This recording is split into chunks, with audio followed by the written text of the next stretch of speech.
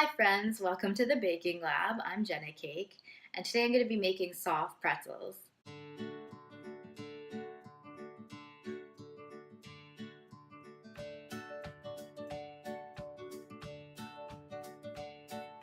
The reason why I chose to make soft pretzels for my very first episode is because I think it really encompasses just how much science is involved with baking.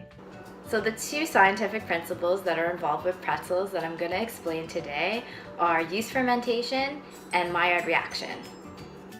Let's start with yeast fermentation. So these little Pac-Man looking guys are the yeast, and they grow best in a temperature of about 95 degrees Fahrenheit and in the presence of sugar. So the yeast here are going to eat up the sugar and metabolize it into carbon dioxide gas. Those are my little gas bubbles. So our pretzel dough will contain yeast. Again, they'll metabolize the sugars into carbon dioxide gas bubbles, which will cause the dough to rise and expand. So I'm going to start off by making my pretzel dough.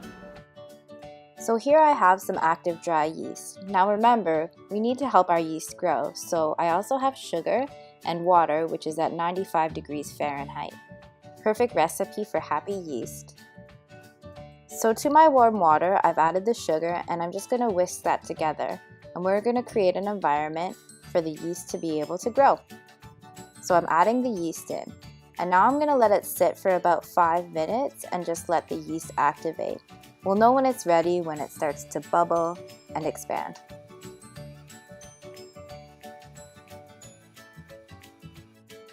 So once the yeast is activated, we can add the other ingredients for the pretzels. So here I have all-purpose flour, and I'm going to add some melted butter and some salt. Okay, it's time to start mixing up the dough. So I'm gonna put it onto my stand mixer here. And I'm gonna use the dough hook. We're gonna knead the dough. I need some dough. Okay, so I'm gonna start it on low speed. So we'll start by mixing for about 3 minutes until the dough starts to come together and pull away from the sides of the bowl.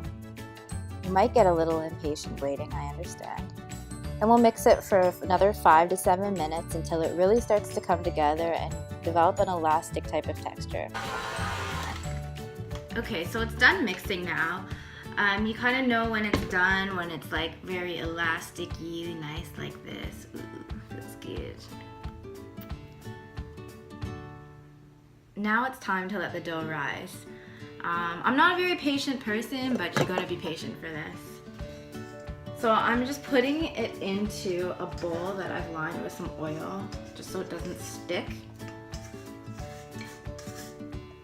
So here's what the dough looks like. Looking good, looking good.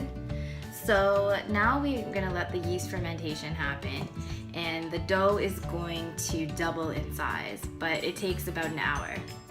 So normally under like manufacturing conditions, this is going to be proofed, which is where it's placed in a chamber with controlled temperature and humidity, which is the ideal conditions for yeast fermentation to happen. So about 95 degrees Fahrenheit and about 75% humidity. Now, my kitchen does not have those conditions, but you know, you can do it at home. Room temperature does work, it just takes a little longer. So that's how we're gonna do it. So what I'm gonna do is leave the dough in this bowl for about an hour. I'm gonna cover it with plastic wrap.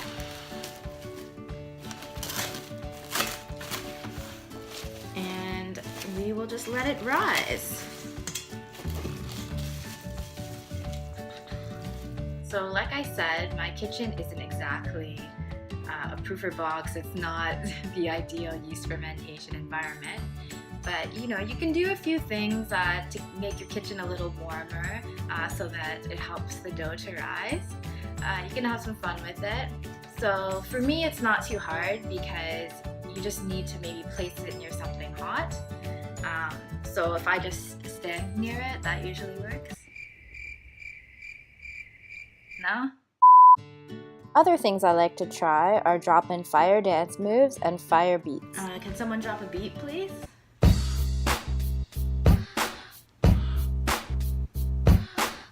Yo, you know who I am, don't make no mistake. I like to bake, my name is JennaCake. So if that still doesn't work, then we can just wait for the dough to rise for about an hour at room temperature.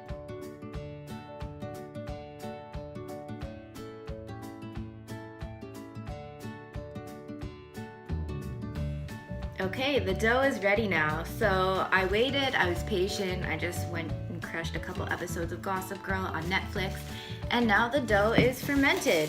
So we can take it out. This is my favorite part. So after violating the dough somewhat, I'm just going to cut it up into pieces.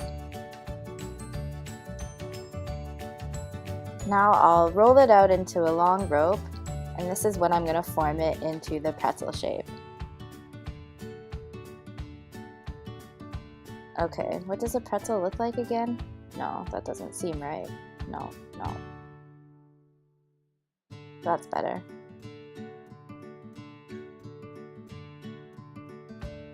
So if you get lazy, you can just cut the rest of the dough up into these little chunks.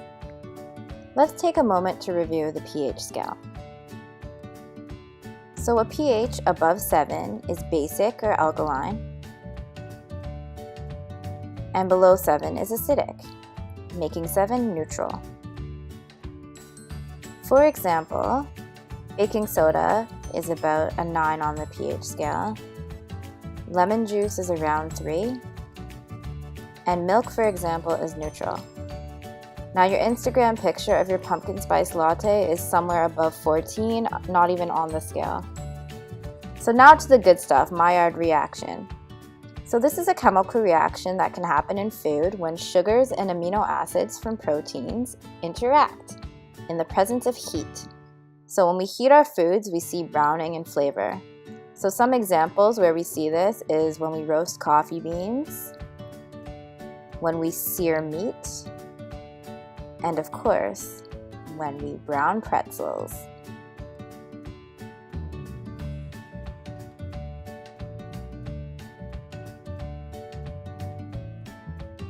Just like any chemical reaction, there are certain conditions that can speed up the Maillard reaction.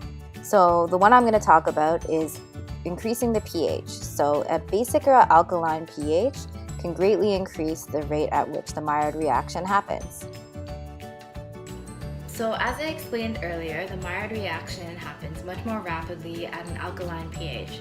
So what we need to do is increase the pH of these little pretzel pieces. How do we do that? We boil it in water, but not just regular water, we're gonna add baking soda to the water. So I'm gonna do one batch with just regular water, and then I'm gonna do another batch by adding baking soda to the water so we can see the difference. So what should happen is the pretzels that are boiled in the baking soda water should brown a lot faster because their surface pH is going to be a lot higher from the baking soda. So let's try it out, let's see what happens.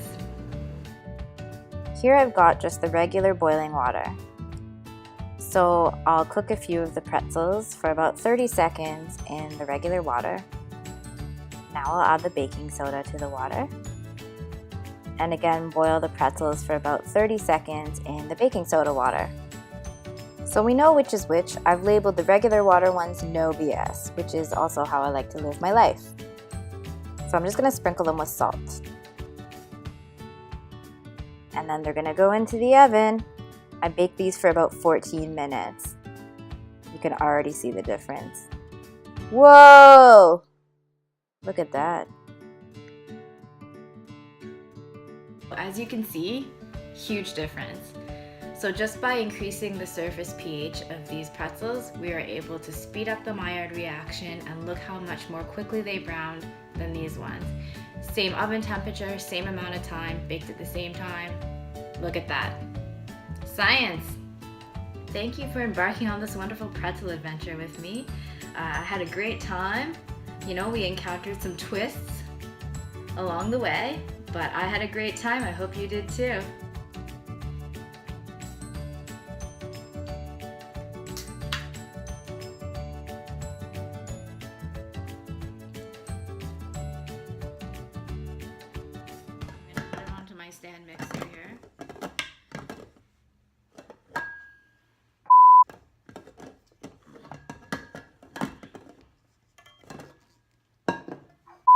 So I'm gonna add it onto my stand